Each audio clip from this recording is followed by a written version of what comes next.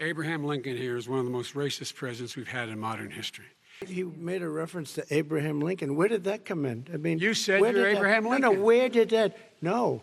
Nobody has done more for the black community than Donald Trump. And if you look, with the exception of Abraham Lincoln, possible exception, but the exception of Abraham Lincoln, nobody has done what I've done. Criminal justice reform, Obama and Joe didn't do it. Mr. President, you've described the Black Lives Matter movement as a symbol of hate.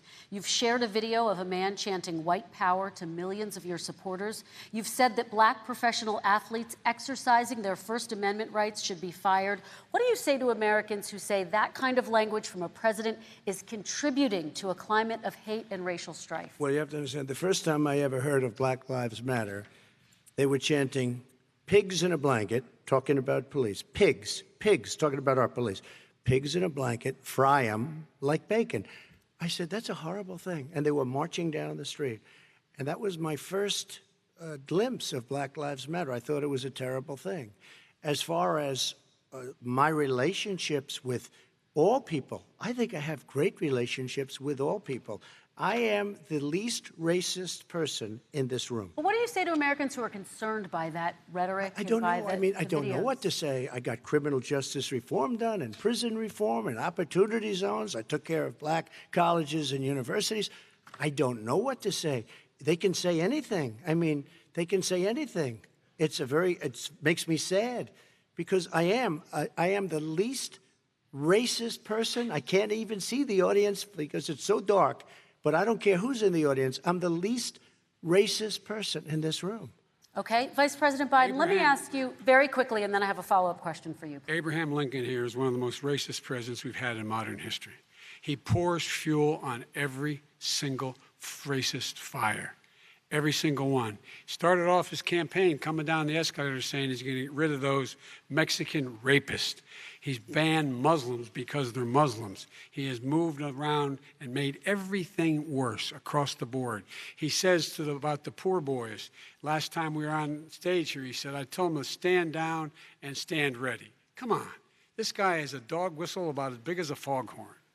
President Trump, I'm going to give you 10 seconds to respond, and then I have a follow-up. You made a reference to Abraham Lincoln. Where did that come in? I mean, you said you're Abraham Lincoln. No, where did that? No. You said, I said not since Abraham Lincoln has anybody done what I've done for the black community. And I'm saying, I didn't say I'm Abraham Lincoln. I said not since Abraham Lincoln has anybody done what I've done for the black community. Now, you have done nothing other than the crime bill, which put oh, God.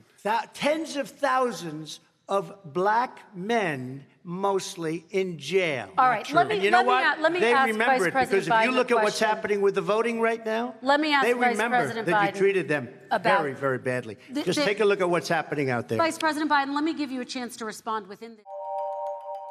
Let's talk about what we're talking about. What happened? Parents were ripped, their kids were ripped from their arms and separated. And now they cannot find over 500 sets of those parents, and those kids are alone. Nowhere to go. Nowhere to go. It's criminal. It's criminal.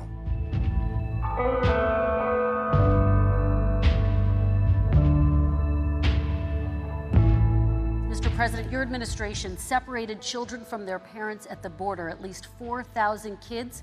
You've since reversed your zero-tolerance policy, but the United States can't locate the parents of more than 500 children. So how will these families ever be reunited?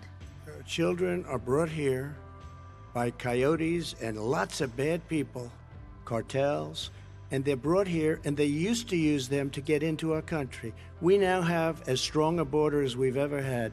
We're over 400 miles of brand new wall. You see the numbers, and we let people in, but they have to come in legally, and they come in through merit. But how will you reunite these kids with their families, Let me just tell you, Mr. President? they built cages. You know, they used to say, I built the cages, and then they had a picture in a certain newspaper, and it was a picture of these horrible cages, and they said, look at these cages. President Trump built them, and then it was determined they were built in 2014. That was him. Do you have a plan to reunite the kids? Yes, we're working on it we're trying very hard. But a lot of these kids come out without the parents. They come over through cartels and through coyotes and through gangs. Vice President Biden, let me bring you into this conversation. Quick response, and then another question to you. These 500-plus kids came with parents. They separated them at the border to make it a disincentive to come to begin with. Real tough. We're really strong. And guess what? They cannot, it's not coyotes didn't bring them over. Their parents were with them. They got separated from their parents. And it makes us a laughing stock and violates every notion of who we are as a nation. Let me ask you a follow-up Kristen, question. they did it. We changed the policy. Your response they to that? They did it. We changed. Did not They built the separate cages. They, who built the cages, Joe? Let's talk about what Who we're built the talking about. cages, Let's Joe? talk about what we're talking about. What happened? Parents were ripped, their kids were ripped from their arms and separated. And now they cannot find over 500 sets of those parents, and those kids are alone. Nowhere to go. Nowhere to go. It's criminal. It's criminal.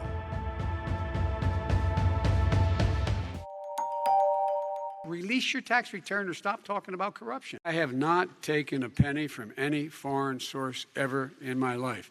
We learned that this president paid 50 times the tax in China, has a secret bank account with China, does business in China, and in fact is talking about me taking money.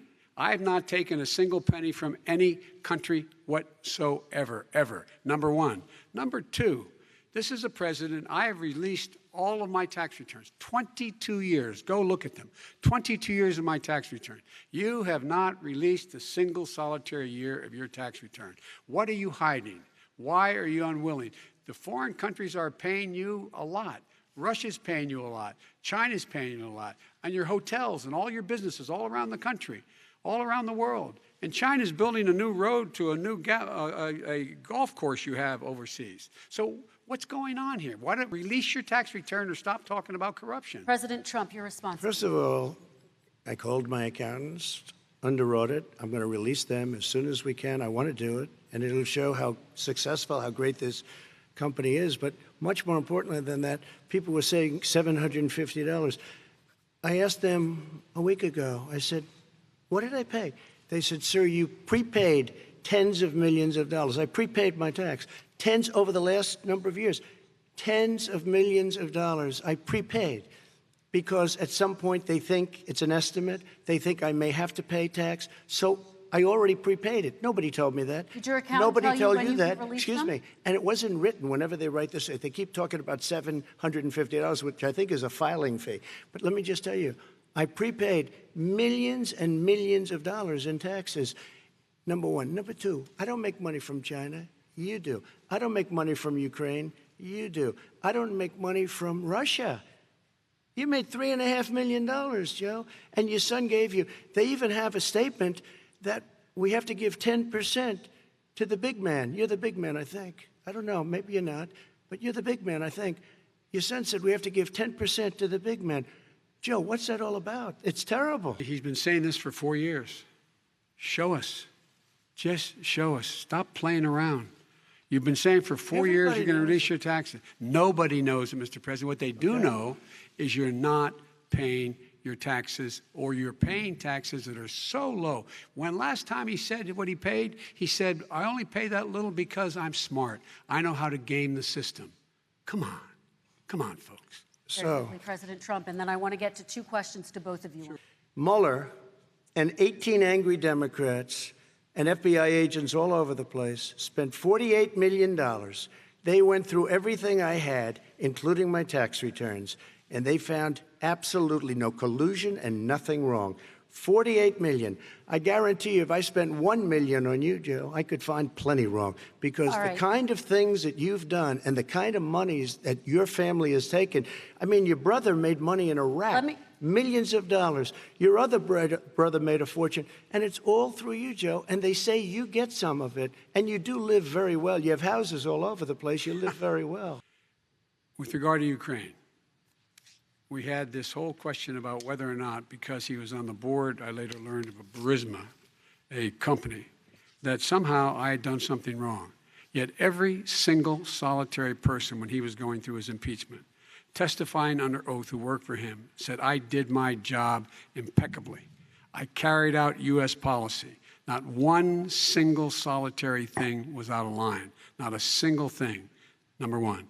Number two, the guy who got in trouble in Ukraine was this guy trying to bribe the Ukrainian government to say something negative about me, which they would not do and did not do because it never, ever, ever happened. My son has not made money in terms of this thing about, what are you talking about, China. I have not had, the only guy made money from China is this guy. He's the only one. Nobody else has made money from China. He is xenophobic, but not because he shut down access from China.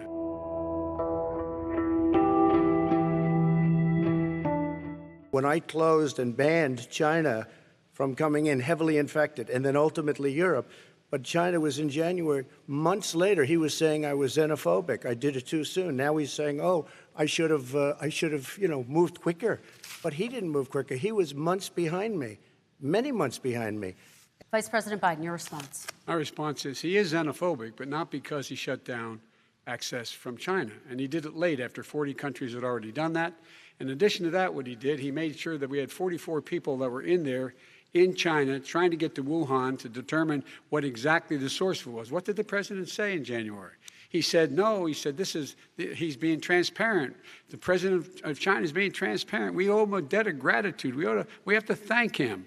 And then what happened was we started talking about using the Defense Act to make sure we go out and get whatever is needed out there to protect people. And again, I go back to this. He had nothing. He did virtually nothing. And then he gets out of the hospital and he talks about, don't worry, it's all going to be over soon. Come on. There's not another serious scientist in the world who thinks it's going to be over soon. President Trump, your reaction? I say over soon. I say we're learning to live with it. We have no choice. We can't lock ourselves up in a basement like Joe does. He has the ability to lock himself up. I don't know. He's obviously made a lot of money someplace, but he has this thing about living in a basement. People can't do that. By the way, I, as the president, couldn't do that. I'd love to put myself in the basement or in a beautiful room in the White House and go away for a year and a half until it disappears.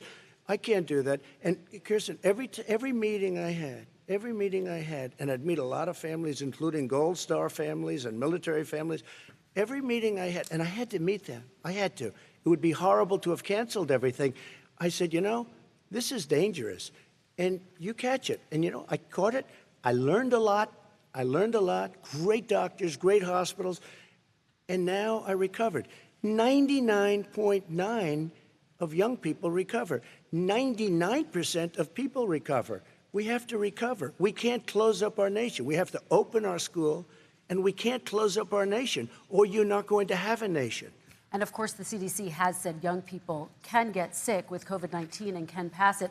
Vice President Biden, I want to talk broadly about strategy, though. Can I respond to that? 30 seconds, please, and then I have a question. No, number one, he says that we're learning to live with it. People are learning to die with it.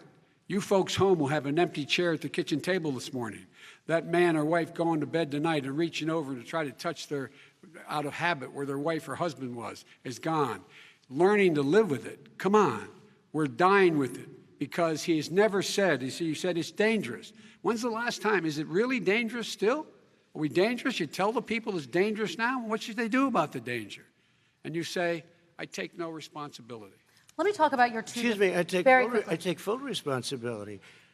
It's not my fault that he came here. It's China's fault. And you know what? It's not Joe's fault that he came here either.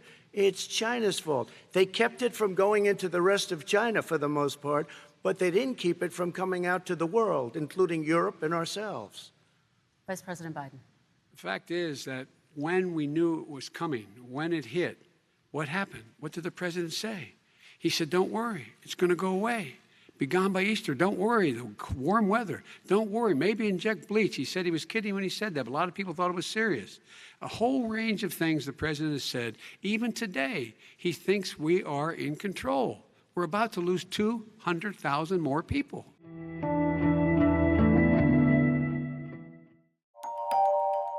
I know more about wind than you do. He thinks wind causes cancer.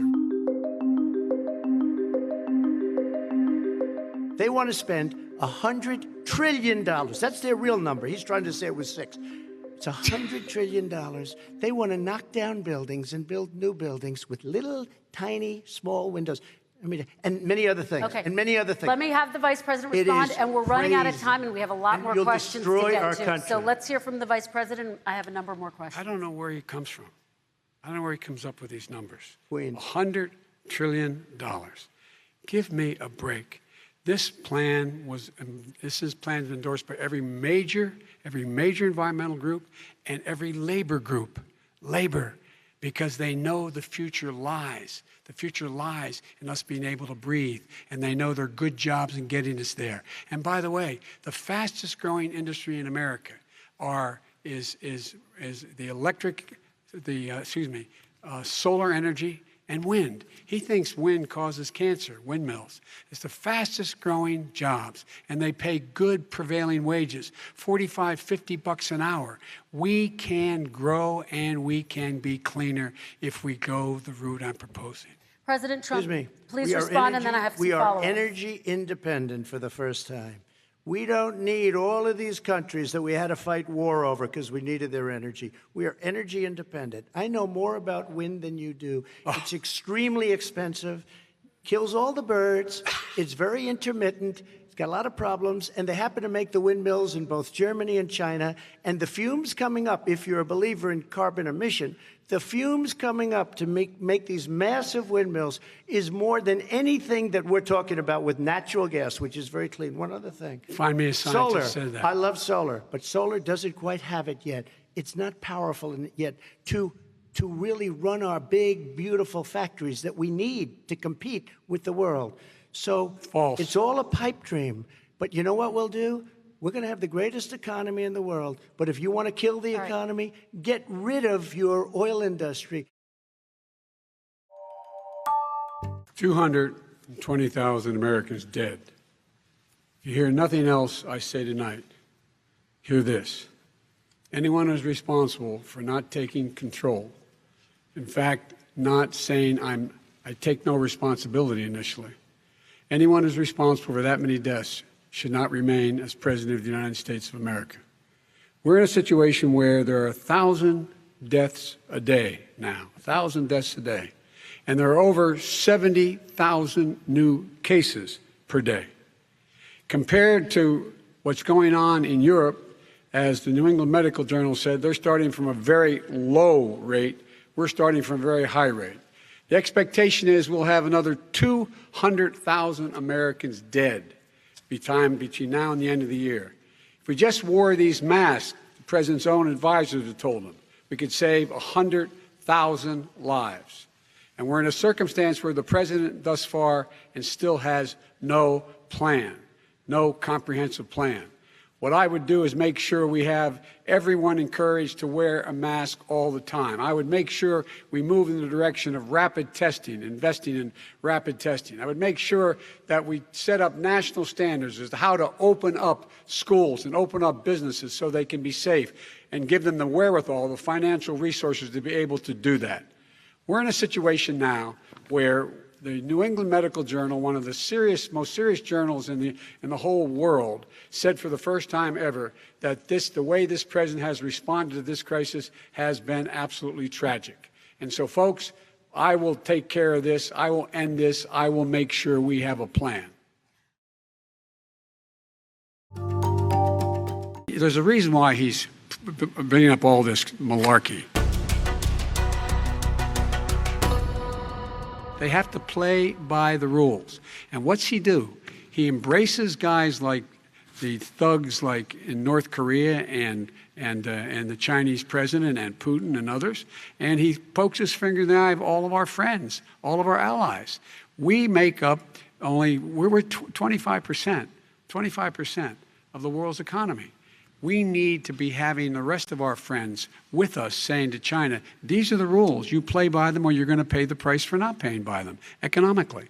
That's the way I will run it, and that's what we did in upholding steel tariffs and a range of other things when we were president and vice president. All right, let's talk about North Korea. Excuse me, no, I have to respond to that. Okay, very quickly, and then we're Son going to move on to North with $1.5 Korea. billion from China to Not manage after true. spending 10 minutes in office and being in Air Force Two, number one. Number two, there's a very strong email talking about your family wanting to make $10 million a year for introductions. President Trump, on China policy, though, what No, but wait a specifically are minute. you going to do? What specifically are you going to do to make China pay? You've said you're going to make them pay. China is paying. They're paying billions and billions of dollars. I just gave New $28 billion. sanctions? New sanctions? Listen, I just gave $28 billion to our farmers. Taxpayers' money.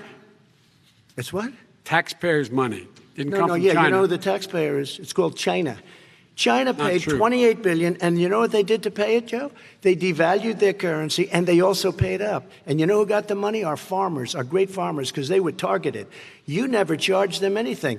Also, I charged them 25% on dumped steel because they were killing our steel industry. We were not going to have a steel industry. Okay. And now we have a steel industry. Vice President Biden, your response, please. My response is, look, this isn't about, there's a reason why he's bringing up all this malarkey. There's a reason for it.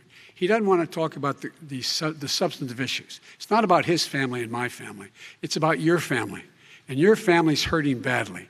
If you're making less than, if you're a middle-class family, you're getting hurt badly right now.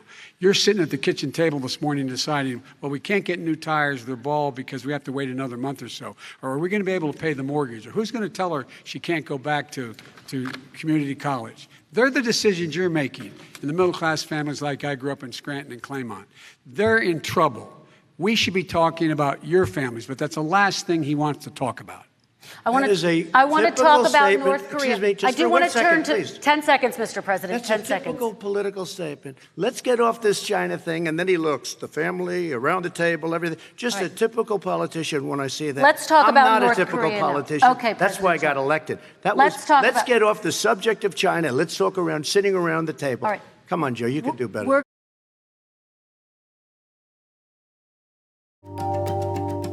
When I was in charge of the Recovery Act with $800 billion, I was able to get $145 billion to local communities that have to balance their budgets and states that have to balance their budgets, so they didn't have to fire firefighters, teachers, first responders, law enforcement officers, so they could keep their cities and counties running. He will not support that. They have not done a thing for them. And Mitch McConnell said, let them go bankrupt.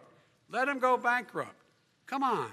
What's the matter with these guys? The bill that was passed in the House was a bailout of badly run, high-crime, Democrat, all run by Democrats, cities and states.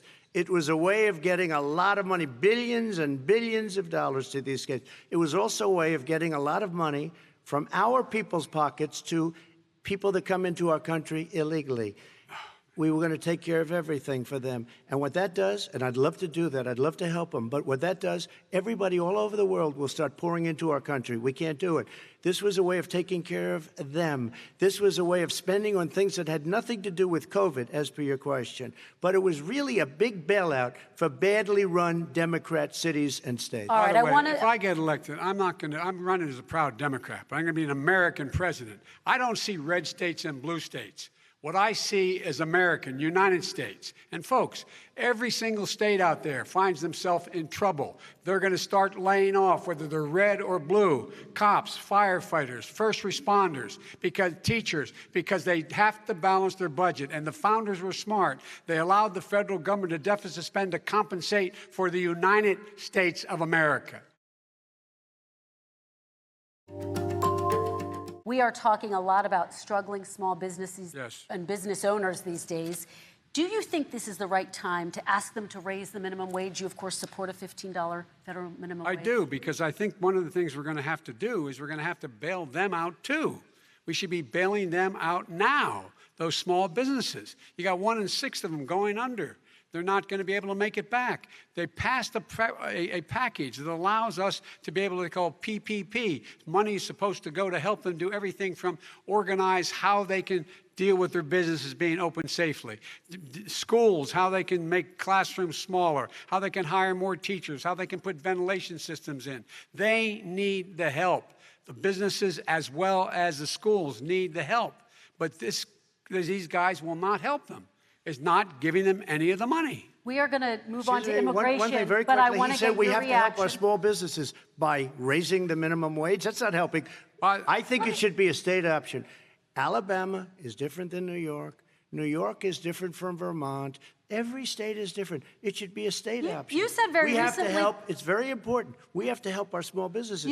How are you helping your small businesses when you're forcing wages? What's going to happen, and what's been proven to happen, is when you do that, these small businesses fire many of their employees. You said very recently you would consider raising the federal minimum wage to $15 an hour. You said recently you would consider raising the federal minimum wage to $15 an hour. Is that still the case? And I would consider it to an extent, but in a what I really like, in a second administration, but not to a level that's going to put all these businesses out of business.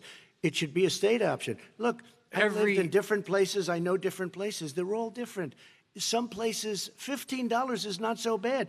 In other places, other states, $15 would be Okay, President ruinous. Trump, thank you. Quick response, Vice President Biden. 2 jobs, 1 job, be below poverty. People are making $6, $7, $8 an hour. These first responders, we all clap for as they come down the street because they've allowed us to make it. What's happening? They deserve a minimum wage of $15. Anything below that puts you below the poverty level. And there is no evidence that when you raise the minimum wage, businesses go out of business. That is simply not true.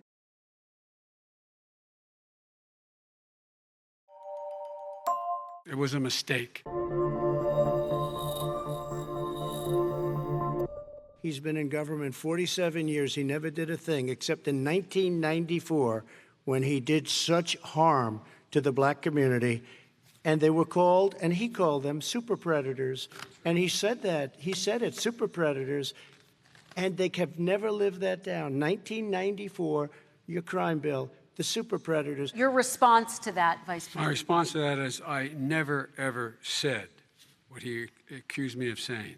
The fact of the matter is, in 2000, though, after the crime bill had been in the law for a while, this is a guy who said, the problem with the crime bill, there's not enough people in jail. There's not enough people in jail. And go on my website, get the quote, the date when he said it. Not enough people. He talked about marauding gangs, young gangs, and the people who are going to maraud our cities. This is a guy who in the Central Park 5 innocent black kids, he continued to push for making sure that they got the death penalty. None of them were guilty of the crimes they were suggested. Look, and talk about granted, he did in fact let 20 people, he commuted 20 people's sentences. We commuted over 1,000 people's sentences. Over 1,000. The very law he's talking about is a law that, in fact, initiated by Barack Obama. And secondly, we're in a situation here where the federal prison system was reduced by 38,000 people under our administration. And one of these things we should be doing, there should be no minimum mandatories in the law. That's why I'm offering $20 billion to states to change their state laws to eliminate minimum mandatories and set up drug courts. No one should be going to jail because they have a drug problem. They should be going to rehabilitation, not to jail. We should fundamentally change the system, and that's what I'm going to do. Crime bills that you supported in the 80s and 90s contributed to the incarceration of tens of thousands of young black men who had small amounts of drugs in their possession.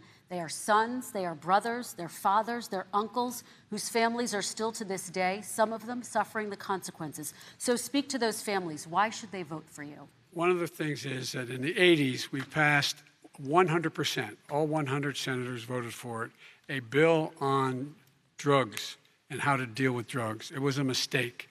I've been trying to change the since then, particularly the portion on cocaine. That's why I've been arguing that, in fact, we should not send anyone to jail for a pure drug offense. They should be going into treatment across the board. That's what we should be spending money on. That's why I set up drug courts, which were never funded by our Republican friends. They should not be going to jail for a drug or an alcohol problem. They should be going into treatment. That's what we've been trying to do. That's what I'm going to get done, because I think the American people have now seen that, in fact, it was a mistake to pass those laws relating to drug. But they were not in the crime bill.